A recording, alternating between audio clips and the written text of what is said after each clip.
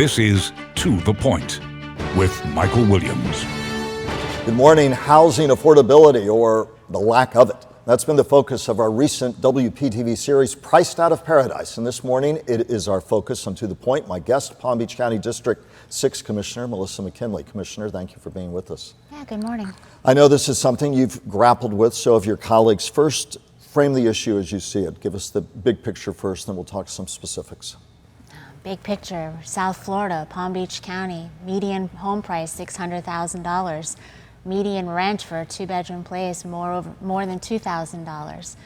We've got employees that can't afford to live here. Employers are struggling to hire people in a low unemployment market, and with no housing for them to be able to afford to move into, we're in for a real crisis. And this is not academic for you. You deal with it yourself. You and I were talking before you came to air. You're dealing with this. Talk about that, if you will. I'm dealing with it. I have 3 kids in college-age kids. They're still on the payroll. And my rent, I'm renting right now, my rent went up 25%. It's $530 a month. More. More. Wow. More. And I have to live in my district, so I don't really have an option of where I can move. And I'm feeling the pain that our families are feeling. And for families in a largely service industry oriented community where salaries might be in the 30, 40, and some would say they'd feel lucky in the 50,000 range. Certainly families of 4 might be a bit higher, but we're talking people who simply, if they're holding down 2 or 3 jobs, may not be making anywhere near the money to stay put here. No, I mean, they say that you're housing burdened if you're spending more than 30% of your take-home pay on housing. I would bet most of our families in Palm Beach County are spending 40 to 50 to 60% of their take-home on rent. That means they can't afford their groceries, they can't afford their doctor appointments. It's a real struggle. Let's talk about ramifications. Employers want to bring jobs here. Are we seeing employers that are saying we're going to do a U-turn because we and our workers cannot afford to bring those good jobs and our business here because we can't afford it? Are we seeing that? Yeah, I had the great honor of serving on the Business Development Board on their executive committee for 5 years, and I can tell you that we had companies that we were trying to recruit to Palm Beach County that told us, we can afford for our managers and our CEOs to live here, but our average employee can't afford to live here, and they went elsewhere. An average employee who might have been making what had they come here? $40,000, $50,000, $60,000 a year. You're talking your receptionists, your administrative assistants, your entry-level management positions.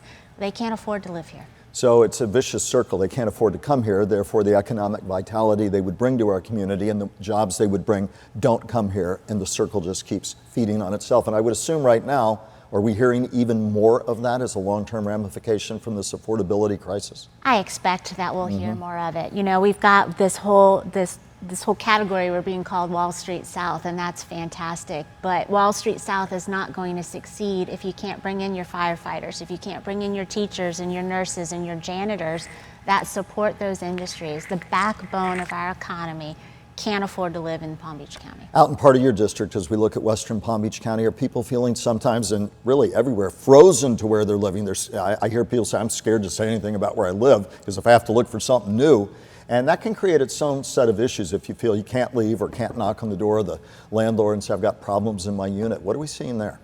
Well, it's no secret I've been going after a property owner, and I'll tell you, in all intents and purposes, it is a slumlord. And the conditions that these families are living in were absolutely horrific. And we talked to some of the residents that were living there, and we said, why are you tolerating this? And they point blank told us, I came up here from Broward. I couldn't afford to live in Broward. This is all I can afford. I have nowhere else to go. And we went through some of the other apartments, and you could see the eviction notices that were laying on the floor of these apartments from people who probably had complained.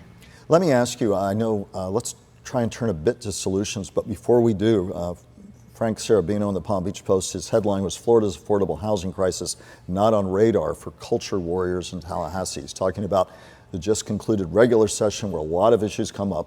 We've covered them thoroughly on To the Point in our broadcast, but how frustrated were you that this issue at least wasn't on the regular session radar? Now they're talking, do we need a special session to talk about issues like this? And I might add parenthetically, when we talk affordability, we're also talking people say, maybe I can find a place, but now I can't afford the property insurance.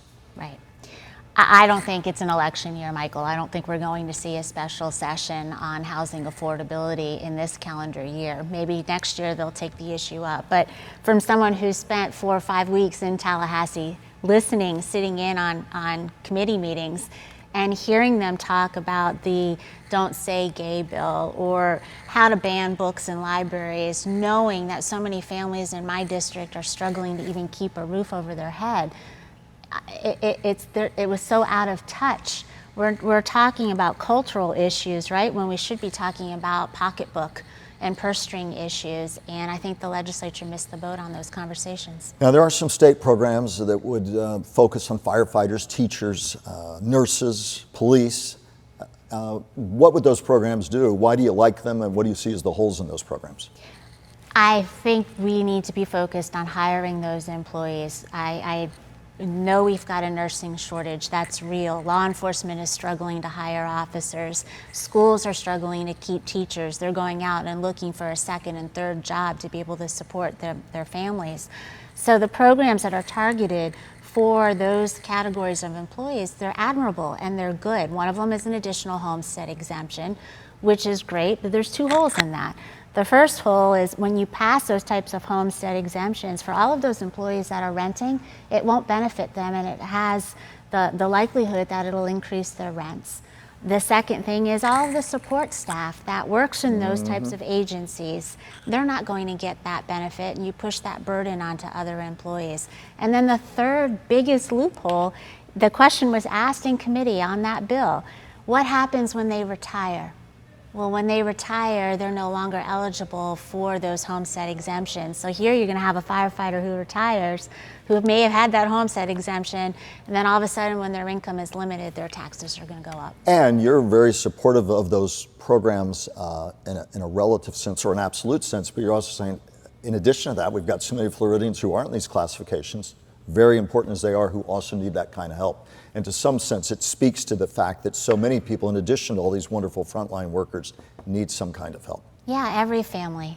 Let me ask you, the county level, you and I, when we were talking the other day, I think you mentioned a bond issue. Is there a possibility of floating some? Let's talk solutions. What's out there in terms of creating more housing affordability? And given the gargantuan size of the problem, how do we make a dent? You talked about at least one possibility. Well, we have a couple of possibilities on the table at the county right now. About 5 years ago, the voters were very generous. They passed the infrastructure surtax. The county took over $25.5 million of that money and set it aside just for housing projects. We're starting to see some of those dollars spent and some of those units coming up out of the ground. Second pot of funding came to us thanks to Washington, and that was in the form of the American Rescue Plan dollars.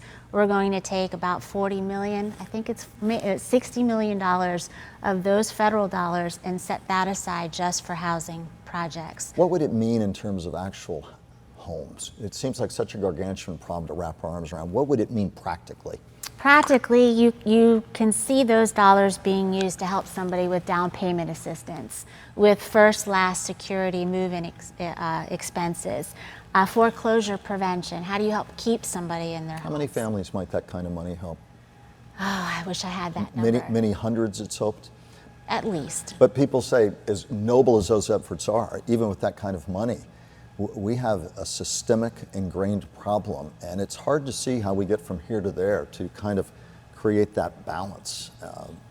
Right. And the community doesn't want to throw up its arms, but candidly, for all of these efforts, and the bond issue, do you think, will the county give consideration? I know that you're in your last term. We'll talk about that in a moment at the end of this discussion, but are we going to see a bond issue, do you think, on housing affordability to kind of float a bond, get voters to vote on it? We're going to have a workshop next week, and two of the items on that workshop are two different bond issues. One's an environmental project bond, the other one is a housing bond.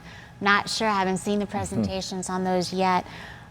I would like the idea of having an additional revenue stream to come in and help us finance these types of projects long term. We have to be careful, though. We're talking about housing affordability. So how do we frame that bond? Is it a bond that's going to require an ad valorem debt service, which is then going to increase a homeowner's property taxes? How do we shape it to have the least amount of impact on housing affordability, while in the same sense being able to have a revenue stream to build those units? I know we're only scratching the surface, but we always hope on this broadcast to at least let us all start thinking even more about issues. And in that framework, if we don't start doing something more and perhaps a lot more? Where are we going to be in 2 to 5 more years? We're going to have a community with a lot of wealthy people and no support staff, no support services in the community to be able to take care of it.